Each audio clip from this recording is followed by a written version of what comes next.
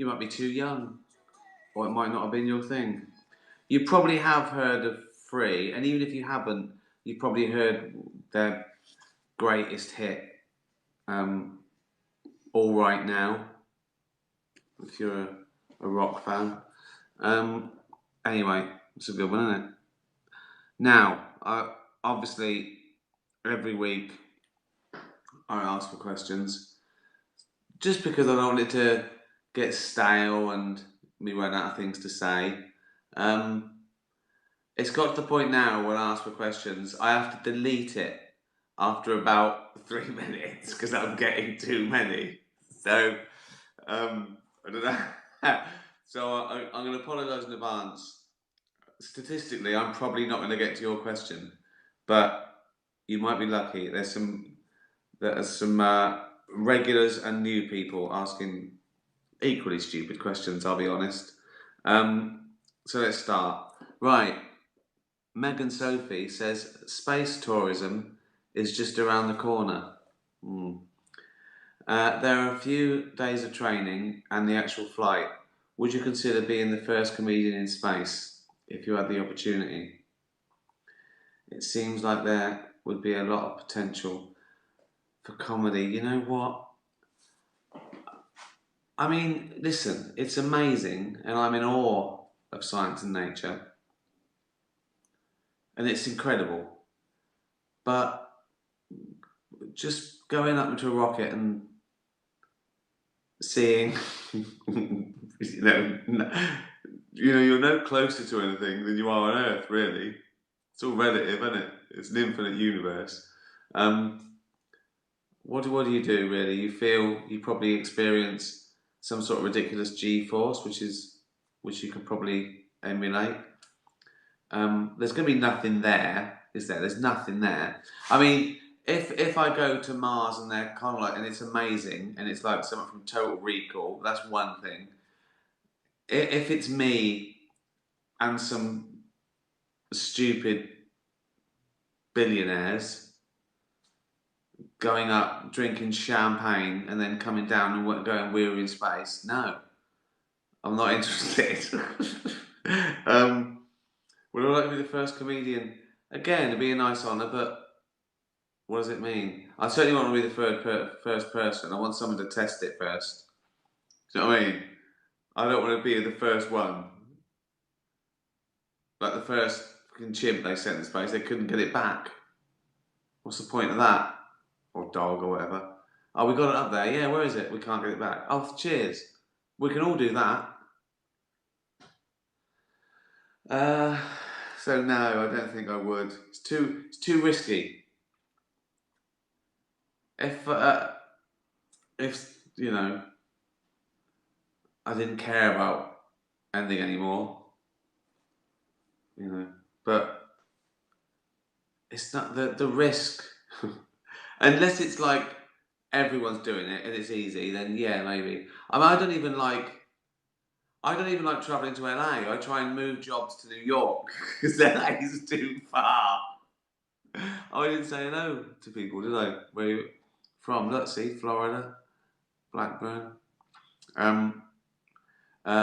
So yeah, maybe not. Chipmaster says, "What's your favourite flavour of pie?" Flavour of pie. That's interesting.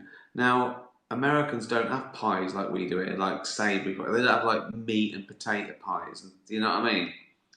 Their pies are usually um, fruit pies. So and I don't eat meat anymore. So uh, I'd say it's probably. Do you know what I used to when I was on the dole? There used to be a corner shop, and I used to have a cup of tea, and I used to get 6 of those Mr. Kipling's. What are they called? Brownlee apple pies. Oh God! I mean, just sugar and fat. But I used to eat 6 with a cup of tea. I was thin then, but after a few years of that, I was fat. So yeah, Mr. Kipling's apple pies, amazing. Um, It's a nice story, isn't it? It's so sad. Just sad. On the dole wasting his fucking couple of quid. I had a couple of quid a day. So I'd have some Bramley and apple pies. We'd eat rice and beans, and I'd get a can of lager, which was precious. I could do that again. Not a worry. Jason says, would you go back to do another special of either The Office, Derek, or Extras? Well, I mean, The Office really doesn't make sense now. I mean, there'll be no such thing as an office in a few years. People will go, what's this about? Well, where are they? Why are they all mingling? And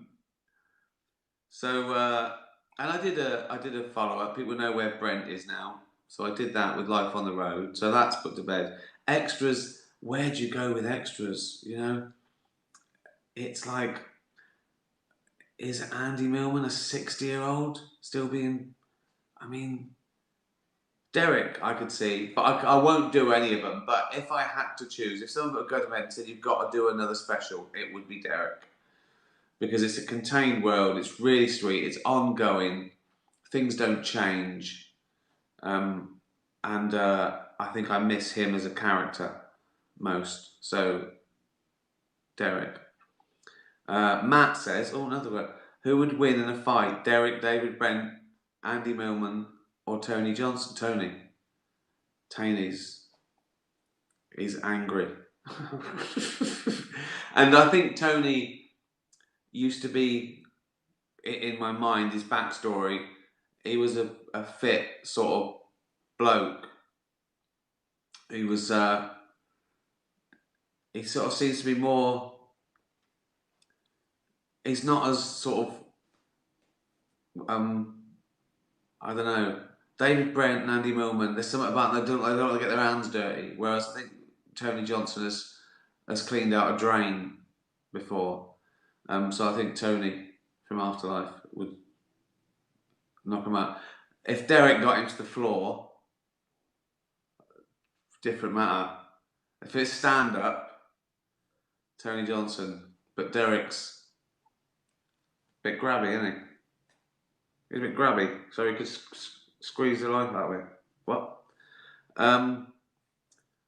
Osnog says, if you were frozen in time, here we go, some weird questions now. If you were frozen in time for 250 years, what would be the first thing you would do when you wake? Be dying for a piss. 250 years. I'd be dreaming. I love having a wee, mate.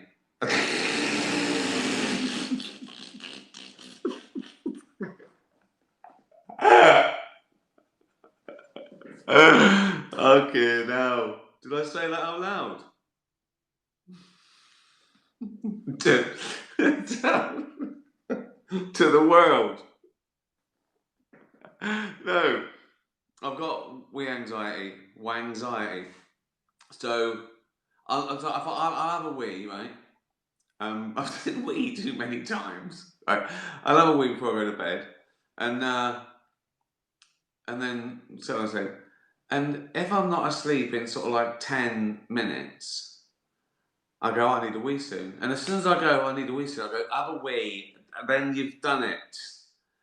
And then, yeah, depending on how much I've had to drink, I'll have one in the middle of the night. Sometimes I dream I'm having a wee, and I wake up and I need a wee. Which is better than not dreaming you're having a wee and you wake up and you're having a wee. What was the first thing I do anyway? Right, I'd go, where am I? They'd go, you're in Zorgborough. I go, what? I go, Zorgborough. Where's that? I go, used to be Hampstead, but we took over. We're humanoid droids. 250 years. I don't know. I mean, I could cope with that, depending on. how far? I mean, I suppose technology is exponential, isn't it?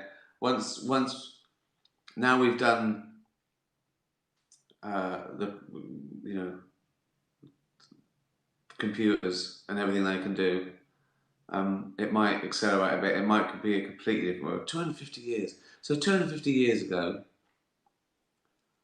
I mean, it wasn't that. Without, if you take away the technology, we did the same things. We had the same foods. We read. We had the same cultures. We just got around on horses instead of, what were we doing with hoverboards? I've been promised them for 50 years. They haven't materialised. Uh, I'd want to know everything. Tell me everyone's dead. Everyone I knew is dead. That'd be depressing, wouldn't it? I don't know what I'd do. How would you find out? I don't know. But I think cup of coffee. It's just a normal day. And there's loads of people in white coats watching me. And I just have just a normal day. And they go, it's 250 years. I go, yeah, not a problem. I go online. And I've got loads of messages. Like a billion.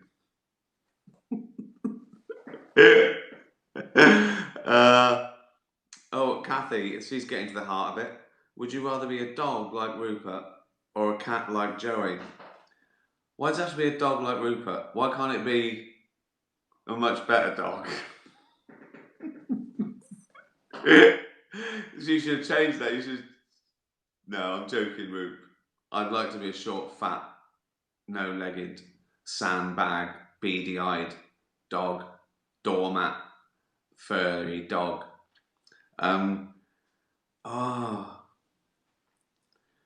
Well, take out the Rupert and the Joey, because, a dog is a dog, a cat is a cat. I think I'd have to, I don't know. Oh, a cat or a dog? Oh my God. That's such a tough one, isn't it? Cats, I think, because they haven't got the dogs are worried about shit, aren't they? Cat goes whatever. So I'd like that. I'd like to have no burden of like having to please anyone. Dogs just want to do what you want. Cat goes, I'm staying here. Turn the radiator on. I'll be like that. I'll be a cat. Annabelle, would you ever consider doing a musical? Yeah. Yeah, I would. That'd be a good idea. Or do you mean being in one? I'd never be in one. I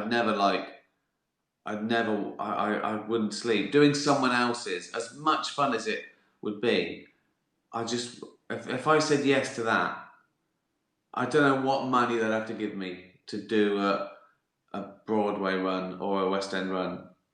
Oh, the pressure, and the same thing every night. So if it means doing someone else's musical, no. If it means doing my own, yeah, because that would be exciting. That would be a nice project, and working on the songs and finding the concept. So yeah, obviously I'm doing about 9 things at the moment, so that's down the line. But yeah, definitely. What's this? Cadmus. Your confidence on stage and in public is inspiring.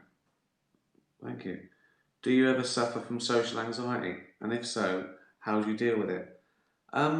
Well, I wouldn't say I did. I wouldn't say I ever did. I've never been sort of like, shy or worried about public speaking or. And I think I have the normal anxieties, social anxieties. No one wants to make a prat of themselves. No one wants to upset someone. I've got all those things, but I'm pretty confident I don't do that. It's funny because now I'm famous and I realise that people remember things you say more than you would just two blokes meeting. I often I'll have a chat with someone, like let's say, I'll say something and I'll make a joke. I walk away and I think, oh, was that okay? I go to Jane, was that fine? They know I was joking. Can you go see? Of course. Because I'm worried that they're concentrating more on what I say because it's an anecdote. Do you know what I mean? So I'm always very conscious about being, you know, nice to people. But then I think I do. I think I always did. I did when I wasn't famous. I didn't go around saying awful things to people, thinking they won't know who I am. So I don't think that's made that much difference.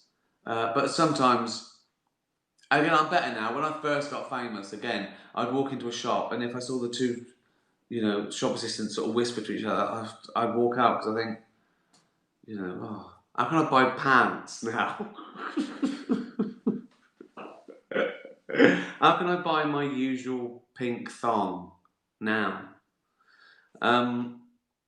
So no, I don't. But I mean, big things like the Globes. That's not an average social anxiety. That's like fucking hell. If I say something bad now, 250 million people watching it. It's there forever. I can't get out of it. So you cope with it by knowing what you're doing and taking a deep breath. Yeah. I mean, that's the other thing. I think people think that I go out and I'm drunk and I don't care what I say. It's just not true. I do.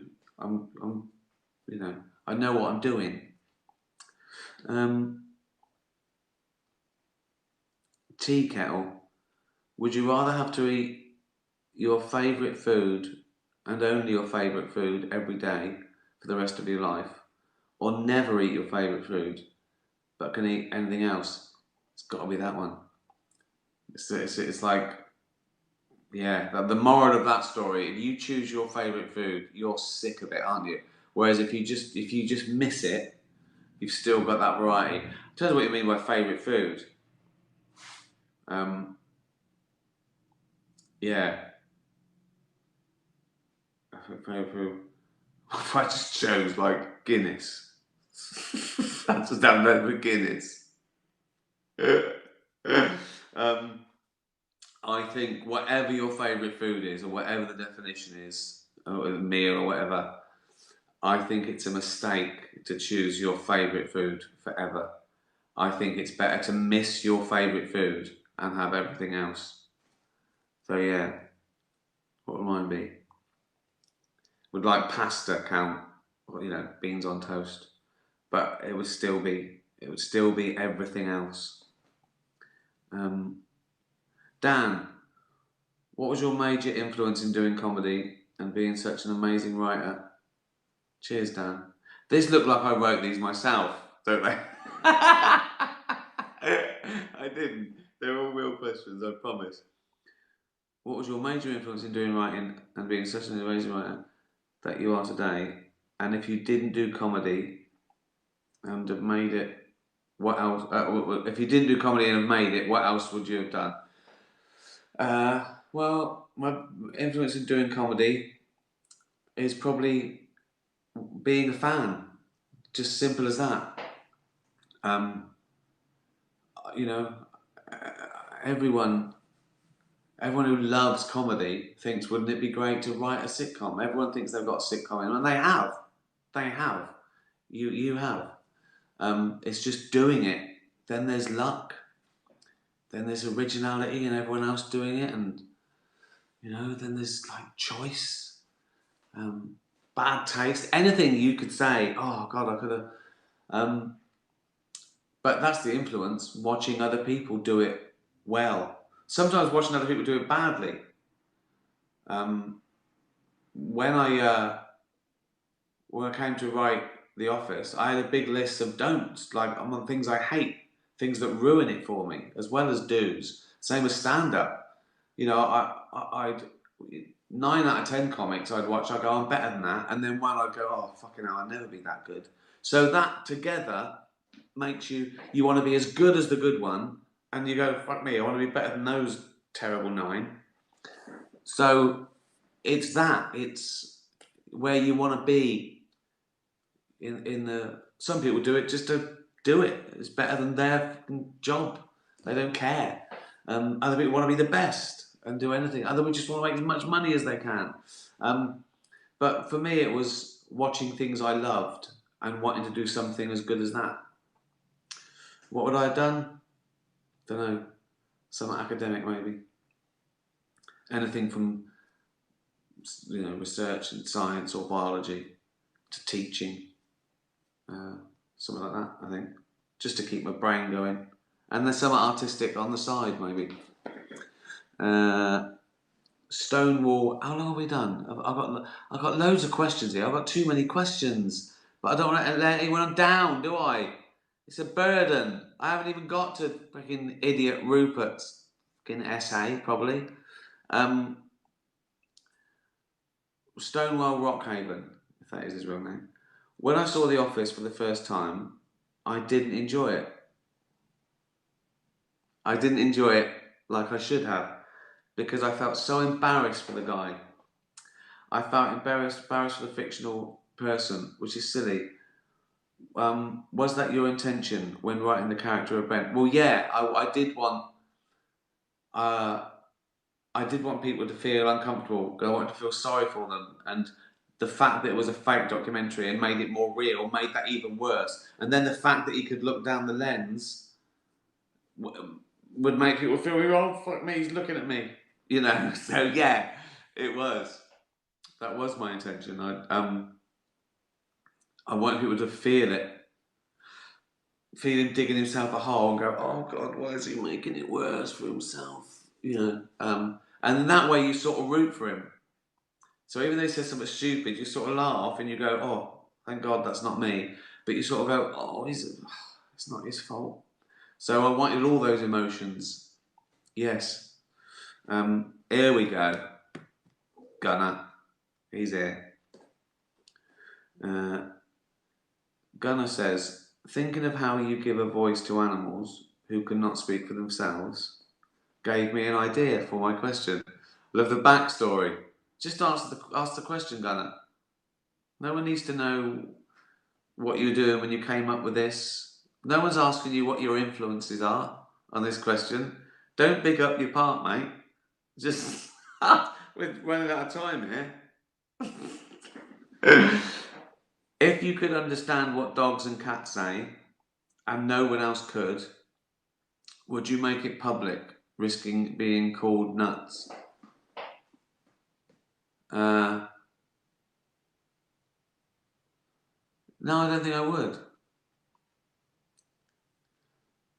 I don't think I wouldn't need to, would I? If I was walking down the street and someone was walking the dog and the dog was saying, my feet are fucking sore, I'd go to the owner, oh, that looks like his feet are sore. And they go, what? I go, look, that's his feet. I think that's, what? I go, it just looks, I'm a dog psychiatrist. I know the dog would go, oh, cheers, mate. I go, not a problem. Not a problem, son. They're walking along. Dog would go, time for a shit. I go, think he. Soon it'd be like Ghost Town, the film I did, where all the ghosts find out I can see them, and they're all coming round. Dog going, can you tell my master to leave the door open at the back? Yeah. I'll tell him. Yeah, you know what I mean. I'd be like a medium, but for dogs. I'd definitely tell him. Yeah, that would waste more of my time, wouldn't it? That'd be a full-time fucking job. That'd be worse than this. At least this dogs and cats bother me for half hour twice a week. Rosie says, do you think animals can or will be... Yeah, another question the same, but not the same. Do you think animals can or will be able to communicate with humans?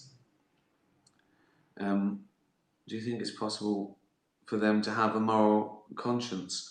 Well, they do sort of communicate with us, don't they? We understand some signals, and we've learned a lot about animal behaviour, and obviously to varying degrees. Do they have a moral conscience? I wouldn't have thought Most do. Most do work on instinct, and they're just signals, and it's chemistry and physics. But you look at again, primates certainly do, uh, and dogs. I think dogs have a moral conscience. A dog knows when it's done wrong and it feels bad, and it just wants you to say "good boy," forget it. They have a moral conscience, definitely. A very primitive one, but they're conditioned. But it's like when you see a dog fighting its instinct to be a good dog. Like, the person holds up the bone and says stay, and it's fucking salivating. So he goes, I just want the dog in it is going, eat the tree, eat the bone, survive, eat it, right? But then the pet in it that knows that it upset its part is going, don't eat the fucking bone, don't eat the bone, eat the fucking bone, don't do that. So they definitely have moral conflicts like we do. What's best and most gratifying now? What's the right thing to do? Given that I don't want to upset people, and I can sit on his lap after. Last time I ate his slippers, he put me in the kitchen for an hour. I didn't like it. I'm not going to eat his slippers this time. Eat the slippers. I'm not going to eat the slippers. I'm not going to eat the fucking slippers. So I definitely think animals over a certain level of intelligence have a moral conscience. Yes. Talking of which, Rupert. Rupert's got a question. Rupert. Oh, there's no time, Rupert. Right. Um, we've got a serious and a stupid question. Right. Is this stupid question? A freak accident has left you without a nose. You got caught in the doors of an elevator. Right. Not to worry. So I lose my nose in an elevator. Ripped off. Right. Not to worry. Doctors have 3 noses you can choose from. Of course they do. Only thing is, they are animal noses. Yeah, 3 animals lost their noses that day in the Hampstead area. We've got them on ice. You have A, anteaters. B, long-nosed monkey. Is that an actual name of a monkey, Rupert? Have you just made that up because you want me to have? Because the third one's a shrew. So you want me to just have a long nose, don't you? Do you mean proboscis monkey, or is there a long-nosed monkey? If there isn't, Rupert, I'm banning you. I want people to tweet me and Rupert, right? If there is no such thing as a long-nosed monkey, Rupert's banned. Anteater, fuck that. What good is that except eating ants? Long-nosed monkey. At least that's a primate nose. I don't know what it looks like, or even if it exists. But, I mean, a proboscis monkey, I mean, it looked fucking stupid. A shrew. Can't have a shrew. It's got to be, I'll have a monkey nose. At least it's a fucking monkey. Do you know what I mean? Right. That was a stupid question. Do you want to know what a serious one is? In backup, it's a serious question, right? You've woke up at 2 a.m. to an eerie scratching sound. There, sat on the end of your bed, is the ghost of Henry VIII. This is a serious question. What 3 questions do you ask me? I go, what the fuck? Like I go, scratch his head. Why is he scratching? Is he just like, what's he got? Fucking scabies. Why is he scratching? What's he scratching? Is he in his thing, or is he fucking naked, just scratching his balls? How do I know it's Henry VIII? Does it look like the drawings, the paintings? There was no photos. Why is he? What if he's lying? What if he's a shit ghost? Right? It's just a bloke who went to heaven and he haunts people, and he goes, "I'm Henry VIII," and all the people in heaven go, "You fucking liar," and I fall for it, and he's not. It was just some bloke, just some fella bigging up his. And he goes up to heaven, they all bully him. He goes, you don't, shut fuck off. They go, you fucking idiot, you liar. The real Henry VIII is going mental. He goes, stop fucking pretending to be me.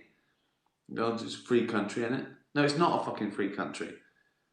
It's a mythical place. I'd ask, I go, were you, when you,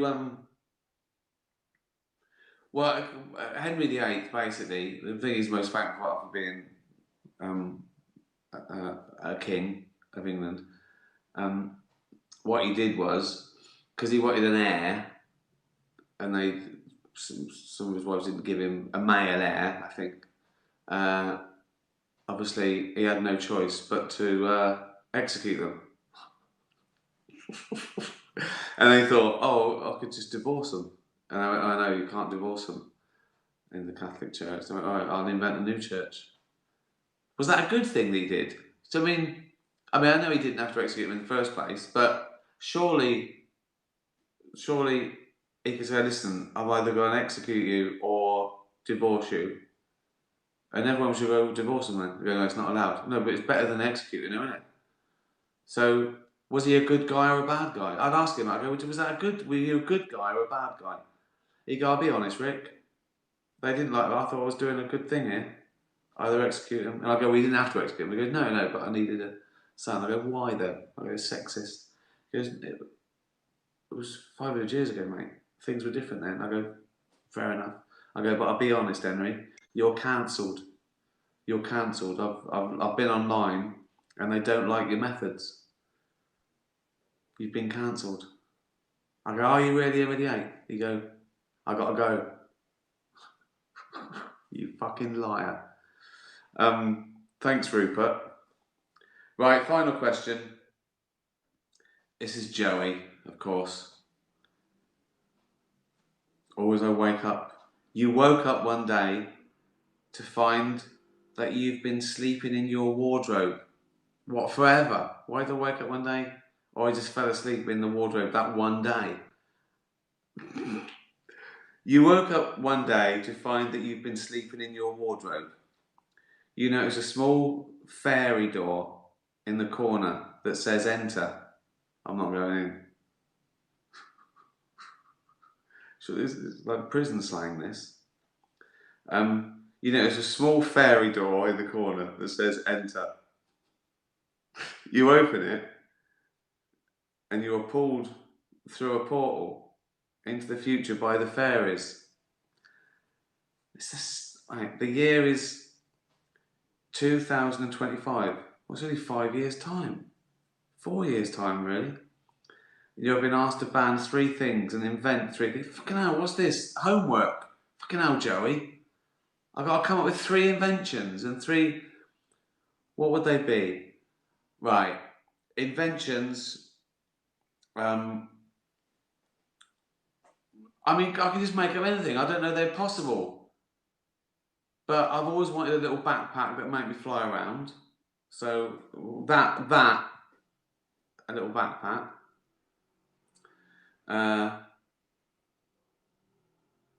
It'd be mainly to do with flying. Hoverboard, backpack. What else? Ban 3 things. Hurting animals at any level. So everyone would basically be vegan, and the whole world would be fed, and animals would be our friends. What else would I ban? Everything would be secular, wouldn't it? Everyone would have the freedom to equality, secular. Ban, separate church and state. Ban all animal cruelty. What else? What annoys me? I suppose I just ban things like poverty and cancer. You mean things, don't you?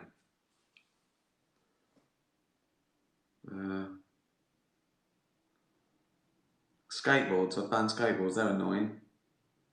For no reason. Whistling. Ban whistling, skateboards, and fucking eating with your fucking mouth open, you pigs. Well, that was a nice day.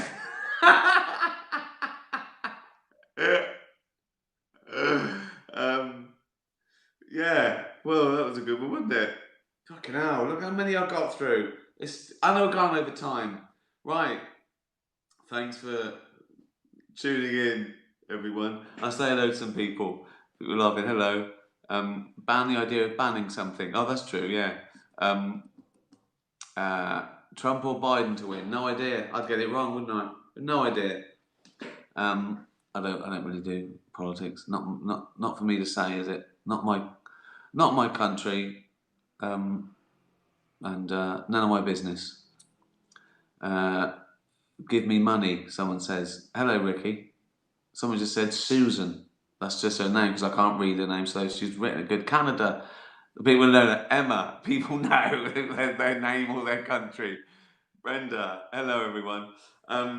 Thank you. Thanks for joining in. If you want to buy a beer, buy Street Dog. Google it. Buy a few cans of that. We're saving dogs on this free fucking, what is it? Podcast? Live broadcast. See you. What day is it? Wednesday. See you Sunday. Have a great week. Be nice to animals. Tatty bye, everyone. Tatty bye.